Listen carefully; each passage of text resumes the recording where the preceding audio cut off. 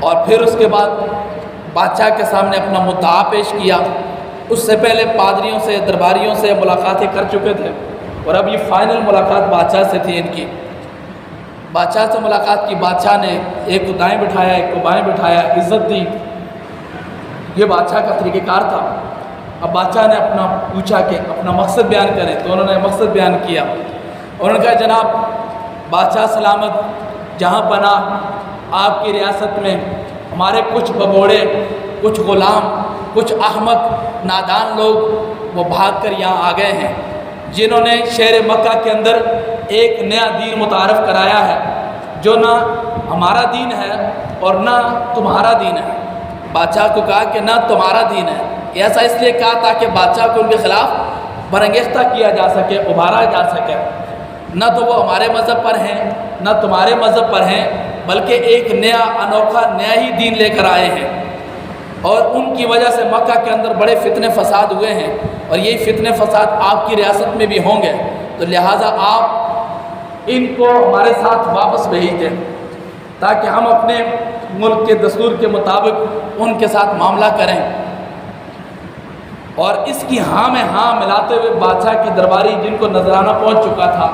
ہدیے پہنچ چکے تھے، وہ پادری راہب، وہ بھی بڑھ چڑھ کر انہوں نے بھی کہا کہ ہاں بادشاہ سلامت، یہ ٹھیک کہہ رہے ہیں، وہ ان کے علاقے کے ہیں، ان کے رشتہ دار بھی ہیں، ان کے ہم زبان بھی ہیں، جتنا یہ ان کو جانتے ہیں اتنا میں اور آپ نہیں جانتے، لہذا ان کی بات پر یقین کر لیا جائے اور بغیر کسی کیل کال کے ان کو واپس ان کے علاقے میں لوٹا دیا جائے۔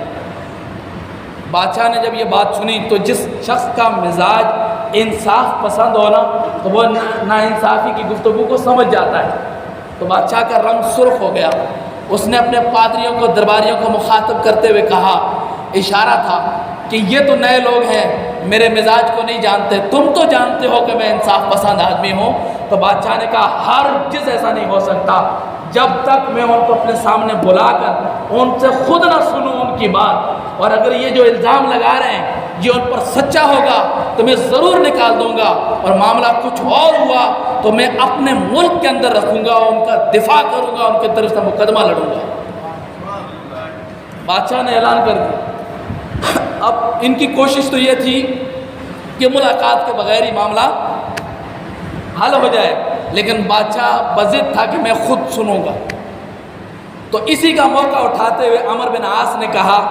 کہ بادشاہ سلامت، وہ ایسے بے ادب اور گستاخ لوگ ہیں کہ آپ دیکھ لیجئے کہ وہ جب آپ کے پاس آئیں گے تو وہ آپ کو سجدہ بھی نہیں کریں گے۔ اب مسلمان تو سجدہ نہیں کر سکتا خدا کے سوا کسی کو، کہ آپ دیکھ لینا ہماری باتوں کی تصدیق ہو جائے گی، وہ جب دروازے سے داخل ہوں گے تو وہ آپ کو سجدہ نہیں کریں گے۔ تو بادشاہ نے کہا بلاؤ، بلایا۔ اب جب پیغام پہنچا مسلمانوں کے پاس تو یہ 83 مسلمان تھے، تو اب مسلمان ابتدائی طور پہ پریشان ہوئے کہ بادشاہ کا سامنا کیسے کریں گے، اب تک ان حالات کا سامنا نہیں کیا تھا۔ تو انہوں نے حضرت جعفر بن ابی طالب کو، یہ حضرت علی المرتضیٰ کے بھائی ہیں، جعفر بن ابی طالب، ان کو اپنا بڑا بنایا کہ آپ ہمارے نمائندہ ہیں، آپ نے ہماری سب کی طرف سے گفتگو کرنی ہے۔ اب طے یہ ہوا کہ ہم بات کیا کریں، بادشاہ ہم سے پوچھے گا تو ہم کیا جواب دیں گے؟ تو انہوں نے کہا پریشان ہونے کی کوئی بات نہیں ہے، ہم وہی کہیں گے جو اللہ نے اللہ کے رسول پر نازل کیا اور اللہ کے رسول نے ہمیں بتایا، آگے انجام اس کا جو بھی نکلے گا ہمیں اس کی کوئی پرواہ نہیں، بس وہی کہیں گے جو اللہ نے محبوب پر نازل کیا اور محبوب نے ہمیں بتایا، جو اللہ اس کے رسول کا پیغام ہے وہی ہمارا مدعا ہوگا اور یہی ہم نے بیان کرنا ہے، یعنی کوئی جھوٹی ترکیب ہم نے نہیں بنانی، سچ کا سہارا لینا ہے، صداقت کا سہارا لینا ہے۔ آگے بادشاہ کے دربار میں داخل ہوئے، کوئی سجدہ نہیں کیا، السلام علیکم کہا لیکن سجدہ نہیں کیا۔ بادشاہ نے سوال کیا کہ تم نے بادشاہ کے دربار کے آداب کو کیوں نہیں بجا لائے، سب سجدہ کر کے آتے ہیں، سجدہ تم نے کیوں نہیں کیا؟ تو حضرت جعفر بن ابی طالب جو نمائندہ تھے انہوں نے کہا کہ ہمارا دین اللہ کے سوا کسی اور کو سجدے کی اجازت نہیں دیتا، ہمارا دین آپس میں ایک دوسرے کے ملنے ملاقات کے آداب السلام علیکم کے ساتھ رکھتا ہے، ہم جب آپس میں بھی ایک دوسرے کو ملتے ہیں تو کوئی کسی کو سجدہ نہیں کرتا، ہم آپس میں بھی ایک دوسرے کو السلام علیکم کہتے ہیں، وعلیکم السلام کہتے ہیں، اور وہی ہم نے آپ کو بھی کہا ہے، اس میں بے ادبی کی کوئی بات نہیں ہے۔ بات ٹک کی۔ اب اگلی بات شروع ہوئی، کہا کہ بادشاہ نے تفتیش شروع کی، تمہارا دین کیا ہے اور تمہارا رسول تمہیں کس بات کی تعلیم دیتا ہے،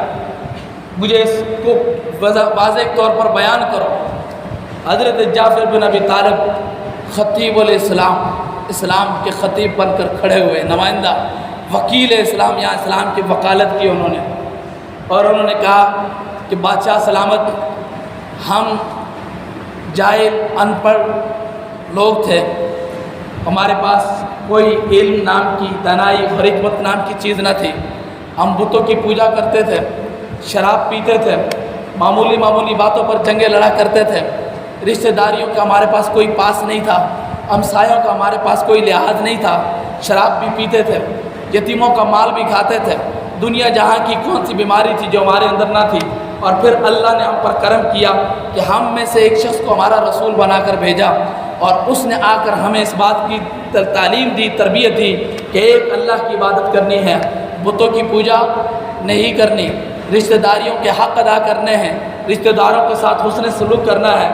خیانت نہیں کرنی، سچ بولنا ہے، یتیموں کا مال نہیں کھانا۔ تو جو اسلام کی جو تعلیمات تھی، خلاصہ کلام انہوں نے کھول کر ان کے سامنے بیان کی۔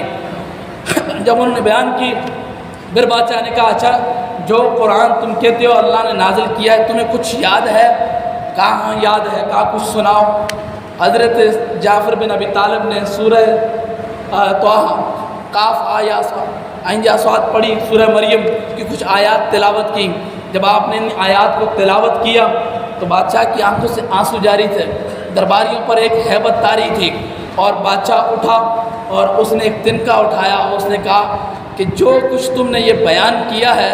اس میں اور ہمارے دین میں اس سے بھی کوئی بڑا فرق نہیں ہے۔ یعنی وہ بہت متاثر ہوا بادشاہ، اور اس نے اسی لمحے مجمع کے اندر کہا کہ میں گواہی دیتا ہوں کہ تمہارا وہ صاحب اللہ کا رسول ہے۔ اور پھر وہ مخاطب ہوا، ان سے ملا، پلٹا، ان کو کہا اپنے درباریوں سے کہ ان سے کہو کہ وہ واپس چلے جائیں، یہ اگر سونے کے پہاڑ بھی لے کر میرے پاس آئیں گے کہ وہ بادشاہ رکھ لے اور ان کو بادشاہ واپس کر دے تو بادشاہ ہرگز اس سودے کو نہیں کرے گا، ان سے کہو کہ واپس چلے جائیں۔ اب مسلمان خوشی خوشی واپس آ گئے اور وہ مایوس چہرے لٹکائے ہوئے واپس اپنی کمین گاہوں کی طرف لوٹے۔ عمر بن حاص نے کہا کہ آج تو ہم ہو گئے ناکام، کل میں ایک ایسی بات کروں گا کہ بادشاہ ان کو ایسی عبرتناک سزا دے گا کہ جس کی کوئی مثال نہیں ملے گی۔ کل میں ان کی بہت بڑی بات کروں گا بادشاہ کے پاس۔ تو وہ جو عبداللہ بن ربیعہ تو تھوڑا رحم دل تھے، تو اس نے کہا دیکھو کوئی ایسی بات نہ کرنا کہ سب کی جانیں خطرے میں پڑ جائیں، یعنی ایسی بات کر دو کہ بادشاہ ان کو قتل کروا دیں۔ تو ابھی ہم یہ اختیارات بھی لے کر نہیں آئے، ابھی ہمارا مقصد صرف ان کو واپس لے کر جانا ہے۔ تو اس نے کہا بس میں نے طے کر لیا، کل میں نے بات کرنی ہے۔ اب جب کل ہوئی تو دوبارہ وہ بادشاہ کی خدمت میں حاضر ہوئے،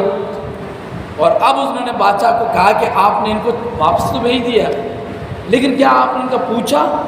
کہ ان کا حضرت عیسیٰ علیہ السلام سے متعلق کیا عقیدہ ہے؟ مسلمانوں کا عقیدہ حضرت عیسیٰ علیہ السلام کے متعلق کیا ہے؟ تو ان کا خیال یہ تھا کہ جس طرح عیسائیوں کا عقیدہ ہے، عیسائیوں میں بھی بہت سارے فرقے ہیں، جس طرح مسلمانوں میں فرقے ہیں، سنی ہے، شیعہ ہے، دیوبندی ہے، بریلوی ہے، ان میں بھی بہت سارے فرقے ہیں۔ تو ان میں سے ایک فرقہ تھا، ان کا یہ عقیدہ ہے، آج بھی موجود ہے وہ، کہ عیسیٰ علیہ السلام اللہ کے بیٹے ہیں۔ تو انہوں نے کہا مسلمان تو اس کی نفی کرتے ہیں، مسلمان تو عیسیٰ علیہ السلام کو اللہ کا بیٹا نہیں مانتے، تو جب ہم یہ بات کریں گے نا تو بادشاہ یقیناً برانگیختہ ہوگا اور ان کو سزا دے گا۔ لیکن اتفاق ایسا تھا کہ بادشاہ اس عقیدے کا حامل نہیں تھا۔ اب وہ آئے دوسرے دن اور انہوں نے یہی بات پیش کی، تو کیا بلاؤ، پھر بلاؤ۔ پھر جب بلایا تو اب کی مرتبہ مسلمان پھر پریشان ہوئے کہ بھئی اب کیا ہو گیا، ایک پیشی تو ہو چکی ہے، اب دوسری پیشی ہے۔ پھر انہوں نے کہا کہ ہم نے وہی کہنا ہے جو اللہ نے نازل کیا اور اللہ کے محبوب نے ہمیں بتایا۔ اب کی مرتبہ پھر ان بادشاہ نے پوچھا تم حضرت عیسیٰ علیہ السلام کے بارے میں تمہارا کیا عقیدہ ہے؟ حضرت جعفر بن ابی طالب نے کہا ہمارا عقیدہ ہے کہ وہ اللہ کے بندے ہیں، اللہ کے رسول ہیں، وہ اللہ کی روح ہیں۔ روح اللہ لقب ہے نا حضرت عیسیٰ علیہ السلام کا، اللہ کی پیدا کردہ، وہ اللہ کی پیدا کردہ روح ہیں جس کو اللہ نے ان میں پھونکا اور وہ حضرت مریم میں پھونکا، اور وہ اللہ کا کلمہ ہے جس کو اللہ نے ان کی طرف القاء کیا، اور یہ قرآن پاک کی ایک آیت کا پورا اقتباس ہے۔ جب یہ آپ نے بیان کر دی، وہ مریم جو پاک دامن طیبہ طاہرہ،